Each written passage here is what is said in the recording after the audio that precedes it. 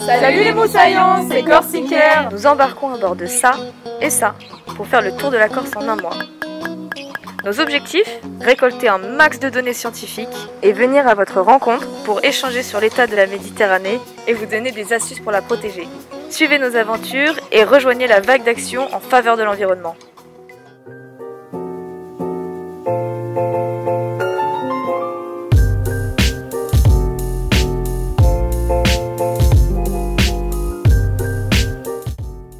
Je vais vous parler des déchets typiques qu'on retrouve sur nos plages. Donc premièrement, vous avez la paille en plastique.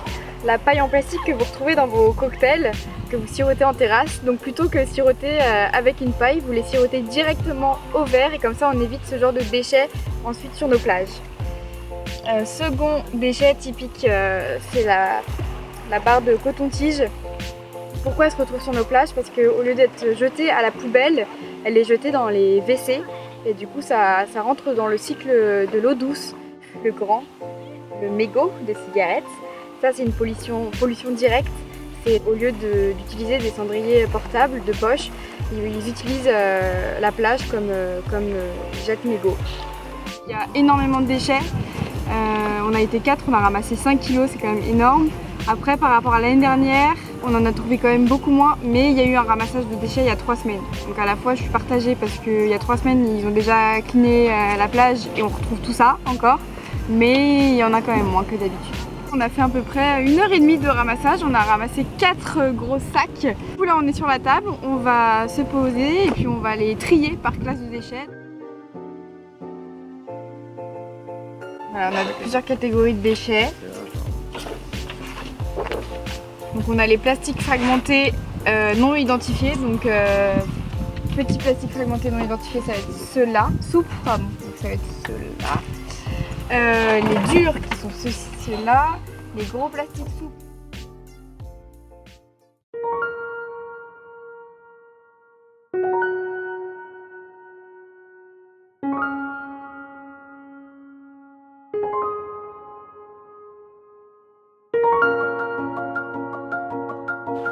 Pendant la mission Corsicaire, on prélève des données pour plusieurs recherches scientifiques, notamment celle en association avec François Galgani sur la pollution macrodéchets en mer.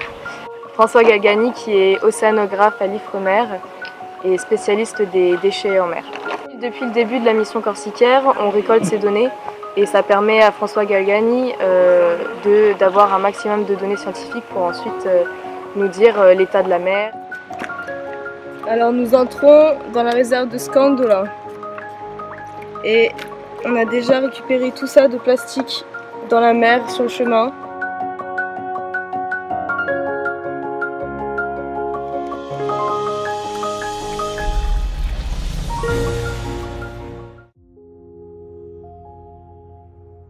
Dans le cadre de la mission Corsicaire, on est en charge de prélever une microalgue invasive qui arrive sur nos côtes méditerranéennes.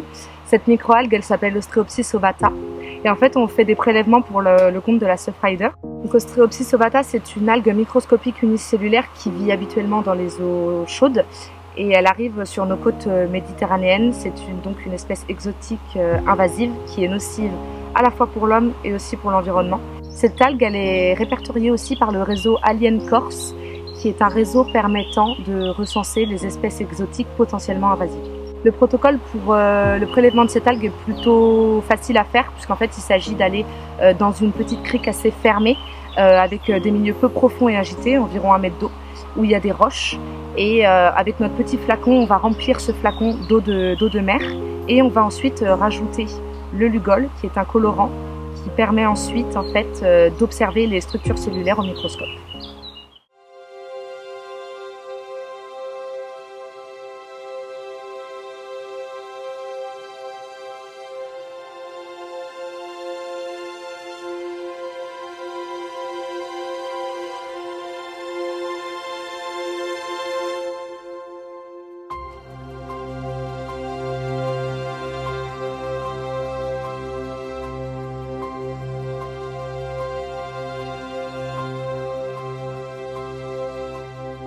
Durant la mission Corsicaire, Nous avons également développé un protocole d'hydrophone en partenariat avec le CNRS, le laboratoire de bioacoustique de Toulon, qui consiste à poser un hydrophone au fond de l'eau afin d'écouter les cétacés qui sont présents autour de nos côtes, mais également afin de quantifier la pollution sonore marine qui est induite par les bateaux.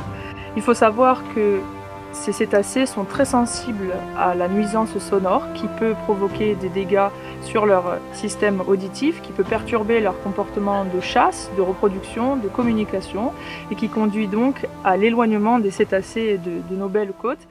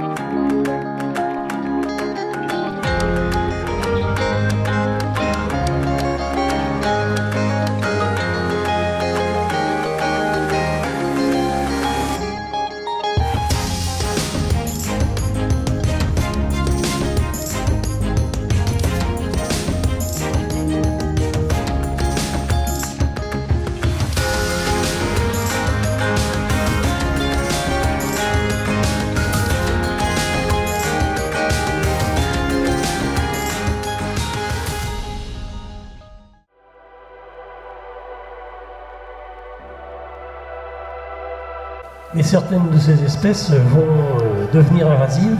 C'est ce qu'on va appeler souvent des espèces exotiques envahissantes. La plupart des espèces, elles arrivent à cause de l'homme. Donc on est ravis de faire cette conférence ici ce soir dans mon village. Évidemment, c'était incontournable.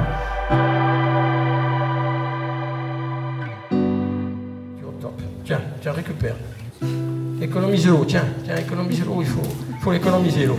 Alors voilà, alors je vais vous parler de changement climatique. Et on avait 31 degrés au cercle polaire. C'est ça, le changement climatique.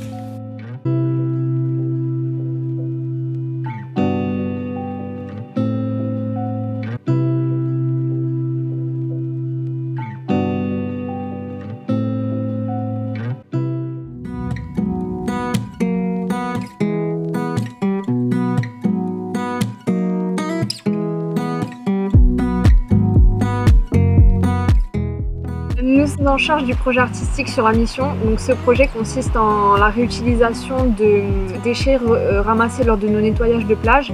Les enfants adorent venir nous voir pour s'amuser, réaliser des œuvres. On essaie de transmettre un message surtout, notamment de recycler, parce que tous les déchets qu'on a ramassés, justement, ils sont réutilisés pour les œuvres. Et c'est une sorte de valorisation, en fait, tout simplement des déchets. On a remarqué que les enfants intégraient justement cette pollution en plastique dans leurs œuvres. On a notamment pu voir des tortues marines avec un filet autour, un rorqual ou même on a eu un trimaran fait par des enfants qui sont du coup les bateaux que nous on utilise. Les enfants en fait s'amusent mais tout en restant conscients de la menace que représente la pollution plastique. Exactement.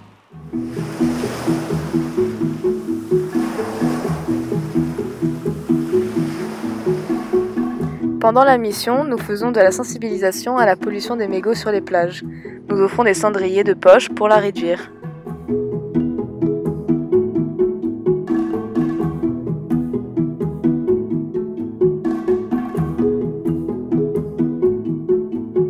Nous utilisons aussi les applications de sens participative comme Hops en mer qui permet à tous de signaler la faune marine que l'on croise.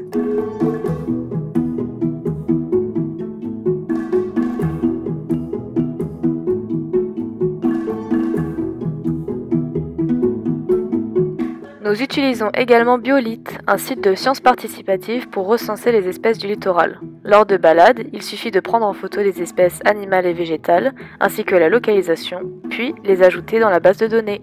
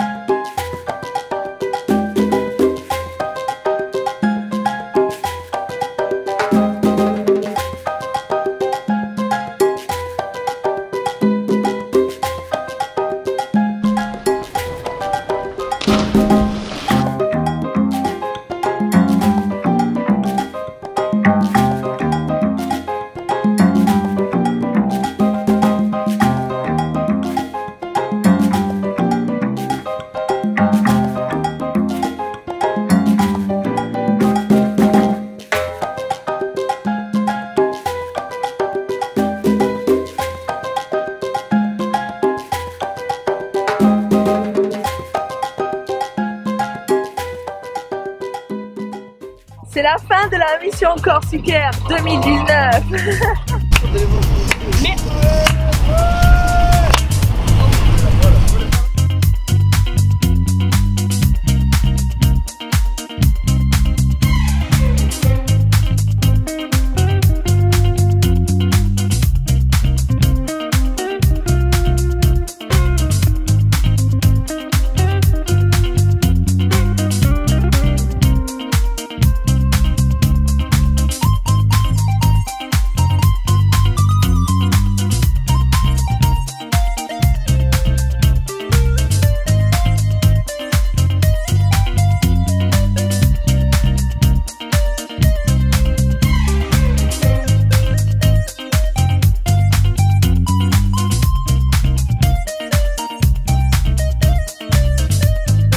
Et puis à l'année prochaine pour de nouvelles aventures.